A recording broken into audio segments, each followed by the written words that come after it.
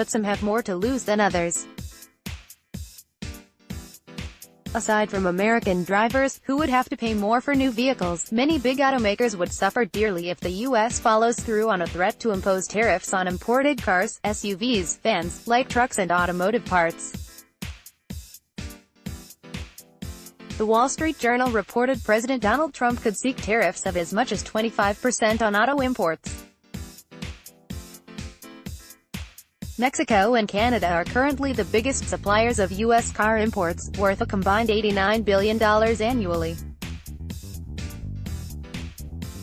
There's no doubt they'd feel a massive amount of pain if tariffs are enacted. But many analysts expect that these U.S. neighbors could ultimately be exempt from any new tariffs, as the U.S. renegotiates the NAFTA trade deal with them. If we try to read the tea leaves here, there should be a NAFTA deal at some point that will exempt Canada and Mexico from this discussion. But as of now, we just don't know, said Jeff Schuster, a leading auto expert at LMC Automotive in Michigan. If you take Mexico and Canada out of the equation, that leaves Japan and Germany in the firing line.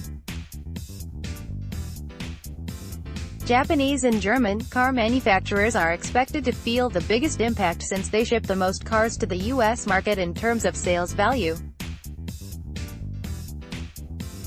The U.S. imported $40 billion worth of Japanese-made passenger cars in 2017. It also imported $20 billion worth of German-made cars in the same year.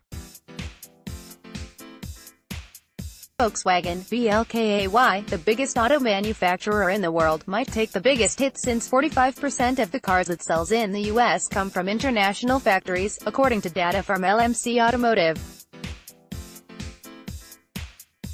To be more exact, over 281,000 imported Volkswagen cars could face a tariff at the U.S. border. This calculation excludes the Volkswagen cars that come from Mexico. Shares in Volkswagen dropped 2.5% on Thursday on news of the potential tariffs. Toyota, TM, Japan's biggest auto manufacturer, would also suffer since 30% of its cars sold in the U.S. are imported from abroad.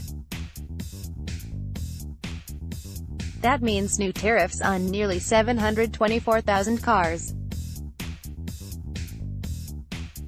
Shares in Toyota dropped 3% in Japan. There's a lot at stake here, warned Schuster. American automakers could also be hurt by tariffs on cars made abroad. GM sold 3 million cars in the U.S. last year, but it made just 2.2 million vehicles in the country. That means it imports thousands of models each year. The U.S. administration seems undeterred by the risks or concerns that new tariffs this could lead to a tit-for-tat retaliation. Commerce Secretary Wilbur Ross said late Wednesday that following a conversation with Trump, he is launching an investigation into whether automobile imports are hurting U.S. national security. The type of investigation, known as Section 232, is the same approach the Trump administration used before it slapped tariffs on steel and aluminum imports earlier this year, citing national security concerns. Currently, vehicles shipped from Europe to the U.S. face a low 2.5% tariff. Meanwhile, cars built in America face a 10% tariff when they're shipped to the European Union. Experts have suggested that, rather than threatening a new tariff on global car imports, the U.S. should negotiate with other nations to get them to lower their own tariffs. For example, if the EU were to drop its tariffs below 10%, that would help make American models more attractive to European buyers. The U.S. has already had some success with China in this regard. China announced this week it would cut car tariffs, giving a potential boost to foreign automakers in the world's largest market.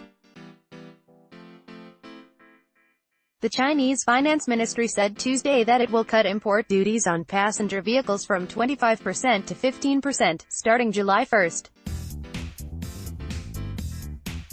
Robert North and Charles Riley contributed reporting. CNN Money, London, first published May 24, 2018, 2:08 p.m. Eastern Time.